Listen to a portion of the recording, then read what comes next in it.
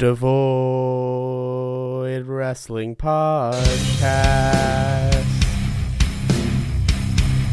Devoid Wrestling Podcast. Devoid Wrestling Podcast. Cast it up, Micah and Derek. We'll get ready for something you will have never wanted to know. You sadly saw it coming, but I guess you should know. Devoid Wrestling Podcast. Hello, everybody. You might know this next guest for work on All Elite Wrestling and Ring of Honor. He is the current Anarchy Wrestling Tag Team Champion, a three-time Anarchy Wrestling Triple Crown Champion, and a 4-star Pro Wrestling Heavyweight Champion. Please welcome to the stage, Griff Garrison. What's up, guys? How y'all doing? I'm living the life, Griff. Good, man. Good. Me too. I'm loving it right now. I'm doing great. So, I'm going to jump in with some questions. Most people will probably have known you from your time at All Elite Wrestling. How was it transitioning that independent scene around the Florida, southern United States area? You're saying how is it transferring from like the independent scene to like AEW? Yeah. Well, it's definitely different, but like, you know, at the same time, it's still, you know, it's still wrestling. It's still hanging out with the boys, but it's just like on a bigger stage, you know. And like I've done previous interviews and I've talked about this, but like when I first went to AEW, I was really nervous because I thought all the guys there were kind of like going to big time me and stuff, and you know, not really say anything. I'm like the new guy, you know, like that's normally how it is. But I get there and it's just like I'm just greeted with like open arms by everybody, and like everybody was just really nice and you know really welcoming. And it meant a lot to me because guys like Chris Jericho, guys like Cody, Tony Khan, like they would stop and just speak and say, "Hey, how are you, man? Like it's great to have you here." But I mean, it was honestly really smooth. I didn't think it was going to be, but it was really, really smooth, that transition. And all those guys made that possible. So for the past couple of months on Dark, you've been teaming with Brian Pillman Jr. What's that been like? Teaming with Brian's been a lot of fun, man. Both of us have not been in the business very long, so it's good. We can kind of bounce ideas off of each other, and sometimes we clash. But I mean, who doesn't as tag team partners, you know? Right. Because we're just trying to make everything perfect and make everything, you know, worth doing and stuff like that. But I mean, he's a great guy. His wrestling IQ is very, very high. But yeah, he's my boy. I mean. Teaming with him has been fun, and it kind of happened out of nowhere. Like, I don't know if you guys saw the Dynamite, but we were just kind of ended up beside each other that one time, and they were going down the line, and we got the red light, and he just started doing the, you know, the Hollywood Blonde thing. We started playing with our hair, and I didn't think anything of it really, but then Twitter blew up, and I was like, oh crap, like this could be something or whatever. And then the next time I went down to Jacksonville on the board on the match card, it was Griff Garrison and Bryan Tillman Jr. versus I forgot who we wrestled our first tag team match was, but yeah, that's pretty much how that all started. And yeah, it's been fun, man. I like him a lot. He's a good guy. Wonderful. So like AEW is like has generously been called like the indies but on national television. Like what's it like working with some of like the biggest stars of all time, like Chris Jericho and Christopher Daniels, but also like working with people around our age, we're in our early 20s. It's a different dynamic. Like AEW is definitely changing the game. Me personally, I always get guys like CD, like Chris Daniels. MJF is always back there, you know, watching my matches just so I can get feedback. And I mean, those if you look at those two guys, they're two totally different people. Like CD's been in the business; he's a seasoned vet, and then you have MJF, who's like, he really hasn't been in the business long, but he's still a freaking amazing. And so if you get like two different brains and two different opinions there, you know, because it's like wrestling is like different flavors of ice cream. Like some people might like chocolate, some people might like strawberry. You know what I'm saying? So just to hear different people's opinions and stuff like that, that really means a lot because none of them really ever contrast each other. They're all really getting to the same point. And so I just like hearing different people's opinions just so I can make my matches that much better. And really, all it is nitpicky stuff just to make it like top notch. You know what I'm saying? So being able to work with those guys, man, it's really been a blessing. I really think this year I've really stepped up a notch in my work. I personally think. So I wanted to ask you, because AEW just recently announced their video games division. I wanted to ask you if you had any favorite wrestling video games from the past, or if you had any games that you played a lot growing up. And just the first one that came to mind, I want to say I was 8 or 9 years old. SmackDown versus Raw 2007. I was a big fan of that game, man. 2006 and 2007 for that matter. Because I think SmackDown versus Raw 2006 was my first wrestling game, and I was addicted, man. I played that 24/7. I'm not really a big time video game player now. I'll play video games here and there, so I don't really, play much like wrestling video games anymore. But 2006 and 2007, SmackDown vs. Raw, big time, man. I was on that thing. I'd come home from school, I'd put it in, I'd play till I had to go to bed. So, like that. Yeah. But yeah, definitely those for sure. I feel like I used to wake up my family every morning because I'd get too excited playing those games. Yeah. One time, I actually have a funny story. One time I acted like I was asleep, and my family went to bed, and it's around midnight. And I was playing, and I got so excited, and I was like yelling and stuff like that. And I woke them up, man, and I got the worst spanking of my life. And it was awful, but and it was worth it, man, because like I would sit up here and just play for hours, man, hours on hours, man. But it was fun. Yeah. So you said that you actually live in the same neighborhood as your Tag team partner Marcus Cross. Yeah. What's the kind of like dynamic that you have wrestling tag with somebody like that versus someone with Brian Pillman Jr. who don't have that much tag like personal connect with compared to Marcus? Right. It's definitely different. Because our tag teams are very different. Because if you're looking at me and Marcus, we kind of complement each other. He's like the high flying guy, and I'm the one that's kind of like the powerhouse of the group.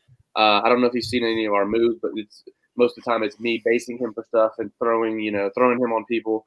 And with Brian, we're both big, tough, meaty guys, so it's like we're pretty much the same guy. But it's definitely a different dynamic. I love working with both of them. But Marcus, he's literally lives right down the road. I could go walk 30 seconds and I could bang on his door and wake him up right now. But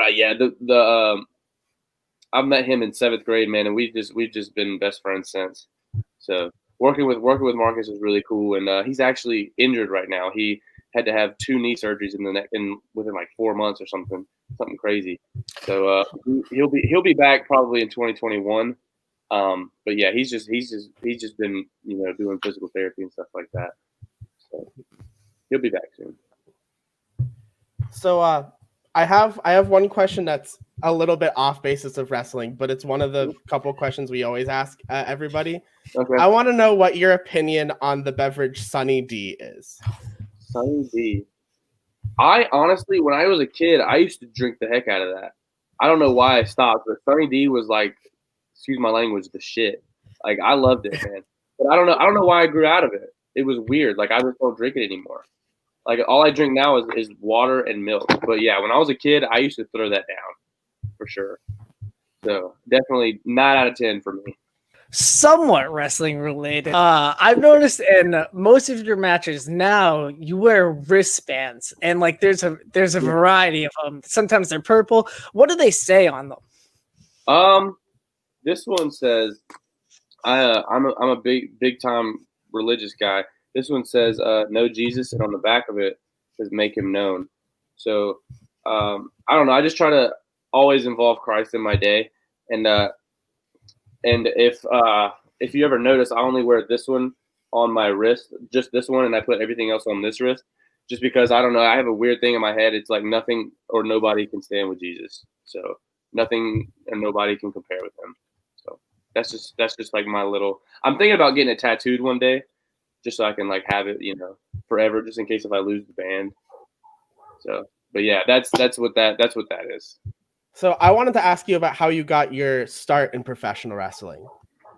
Our start. Okay, so this will kind of take me back to when me and Marcus met. We met in 7th grade, and he was in the bathroom, and he started getting jumped by these two guys, and I came in and helped him, and we beat the crap out of these two guys in the bathroom in 7th grade, and we both got like suspended for a day or whatever because we stood up for ourselves, which is the stupidest thing ever. And from then on, man, we were just best friends. And we didn't realize we lived in the same neighborhood until that day. And he came over. We went and jumped on the trampoline. We started throwing each other around, started body slamming each other. He was like, I didn't know you liked wrestling. I was like, I love wrestling. And then eventually he got a trampoline. We'd go back and forth. We wrestled on the trampoline, man, for probably 5 or 6 years before. And we were still seniors in high school doing it. And after we graduated, we were like, let's do something with our lives. Let's do it for real, And back then, we only thought wrestling was WWE. We had no idea what New Japan was, Ring of Honor, the independent scene. We had no idea what any of that was.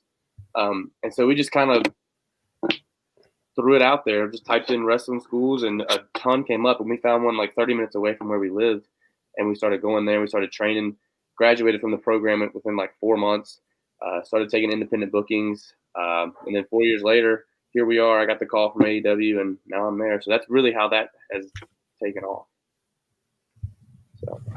So it all started with trampoline wrestling.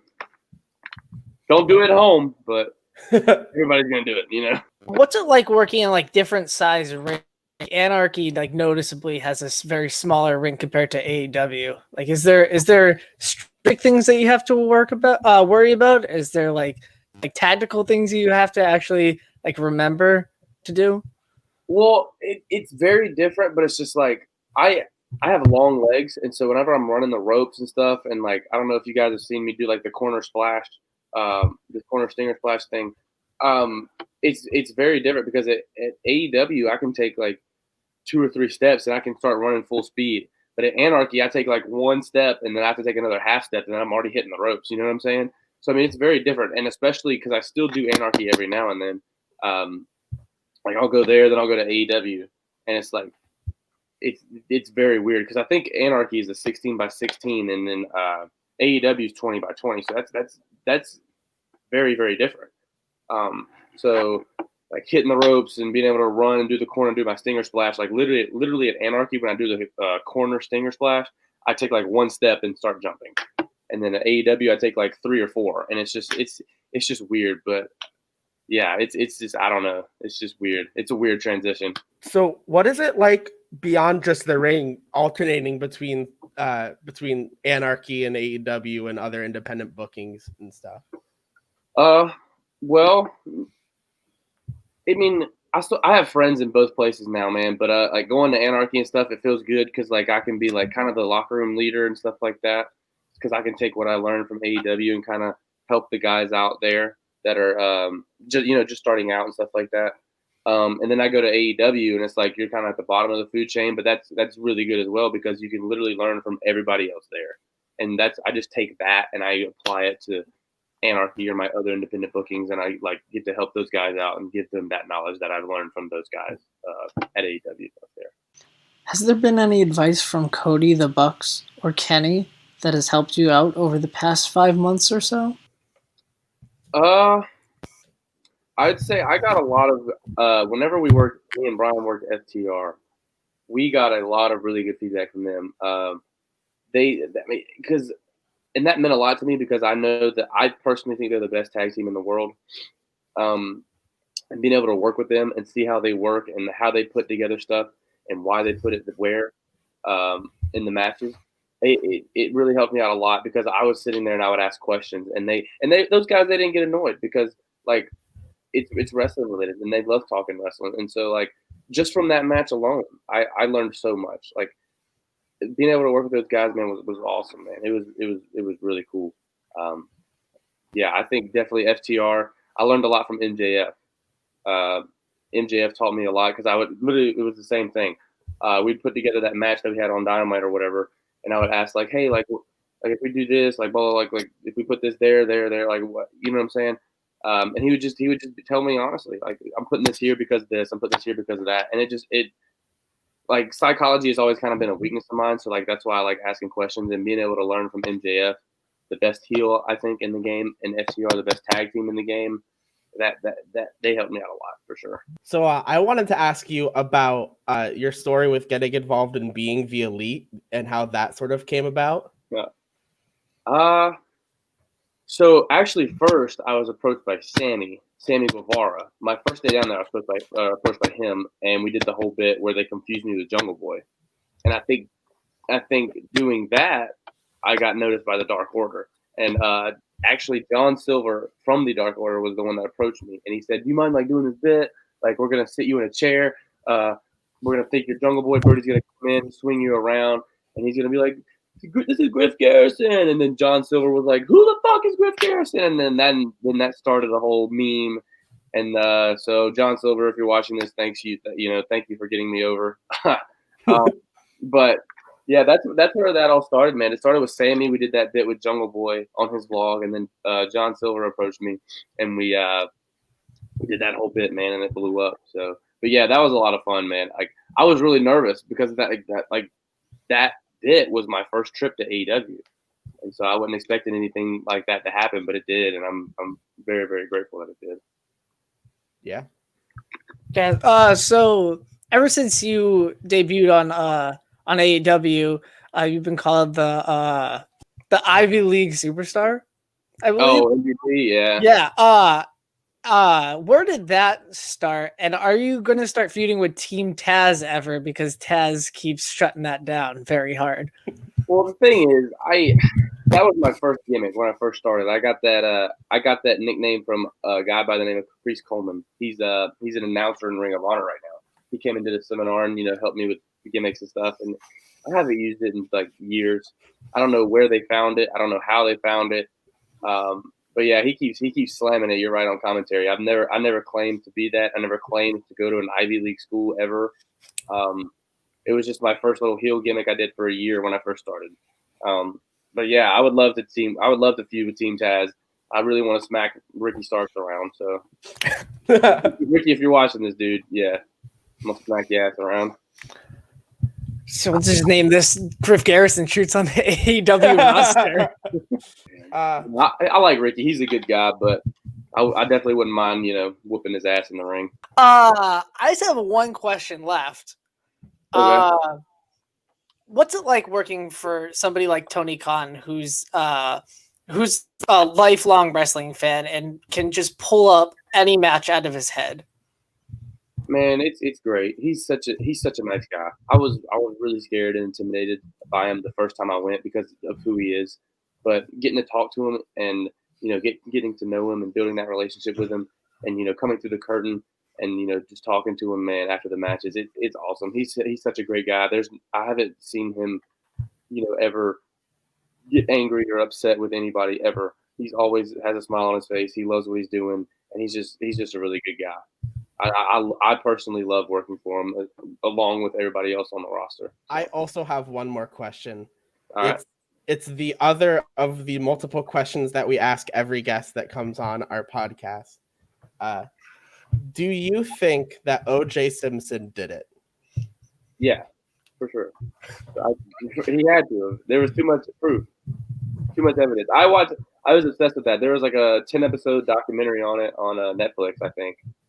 I think it was Netflix, yeah. And I watched all that. I watched that in like a day. There's without a shadow of a doubt. Yeah, I own the show on DVD. Like I own the book. Like I'm way too into it. Yeah. I like that kind of stuff, like the whole murder mystery kind of thing. So, but yeah, for sure, without a doubt. So, if you don't mind, on our channel we have a game show that we do regularly. Okay. And I wanted to bring a little bit of that game show into this interview. So I wanted to play a game that I had created called Wrestler Mash with you, if you wouldn't mind. Okay. Yeah. So how this game will work is that I will read off 6 matches with in each match one of the wrestlers is not named, and you will have to try to guess what the mashed up name of the 2 wrestlers that I'm talking about are. So I have to guess who you're leaving out? Is that what you're saying? You have to. So if I said like a bunch of The Rock matches and then a bunch of Rocky Johnson matches, you would be trying to guess the Rocky Johnson. You're trying to guess a mashed up combination of two wrestlers' names. Okay, I think I'm with you. I think I'm with you. So each match will be a match that one of the wrestlers has been in. That I'll say. Okay, I think I'm with you. Yeah, I only have 5. It'll be nice and quick. Okay. So the first one, the match list is versus Trent on AEW Dynamite, January 1st, 2020, versus Nux at TNA One Night Only Classic Tournament on September 16th, 2015, versus Shota Umino at New Japan Pro Wrestling Dominion on June 9th, 2020, versus King Maxwell at Total Nonstop Deletion on December 15th, 2016, versus Sean Spears on AEW Dynamite October 9th, 2019, and versus Jeff Jarrett at GFW/TNT The Art of War 2 on March 18th, 2017. This is gonna bother me. I should get this.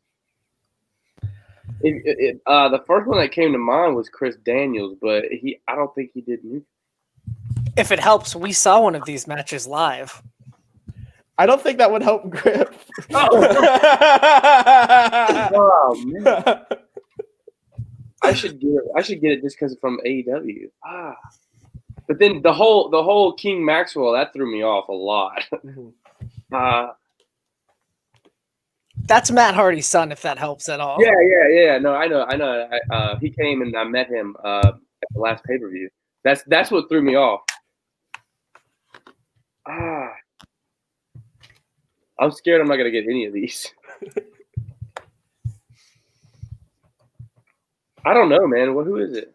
So the correct answer is the mix of John Moxley and Rockstar Spud, affectionately called John Mockstar Spud. Okay. All right. John Moxley. I'll do one more. Let me find a good one. All right. Versus AJ Styles at WWE Battleground 2017 versus the team of Road Dogg, Billy Gunn, Savio Vega, and Triple H at No Way Out of Texas on February 15th, 1998 versus CJ Parker at NXT R Evolution on December 11th, 2014 versus Razor Ramon at King of the Ring 1994 on June 16th, 1994 versus Ryback at Night of Champions 2015 on September 20th, 2015 and versus Diesel on WWF Action Zone January 11th, 1995. If it helps, that last match was for the WWF Championship. Let's see. Who'd you say it was? Battleground, AJ Styles, Battleground 2017? Yeah.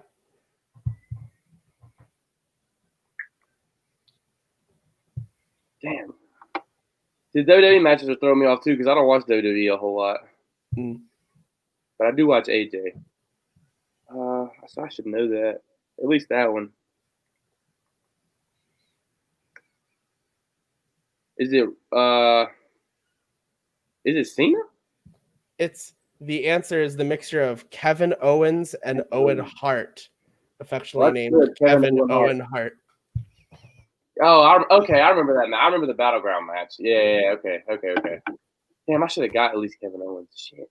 Was that Battleground the one with the match between them with the clean finish, or was it another one that had one of those weird finishes? Who knows, man? I don't know, but I'm gonna go back and watch that match now after we get done. Thank you for indulging me in this game I wanted to play. Oh yeah, man. I had fun putting it together. I did not prepare a game. I just prepared questions. Where can we find you on social media? On social media, Instagram at Griff Garrison, and Twitter at Griff Garrison 1. Any shout outs you want to do before we close up this interview? Shout out to Bill Behrens. He's the greatest agent of all time. Shout out to Marcus Cross because he's the greatest tag team partner of all time. Brian, you're a close second. I just know Marcus longer. And shout out to you guys, man. Thank you for having me on here. Wonderful. Thank you for joining us. For being on. Absolutely. All right. That'll do it for you. Until next time. Goodbye. Bye. Yeah.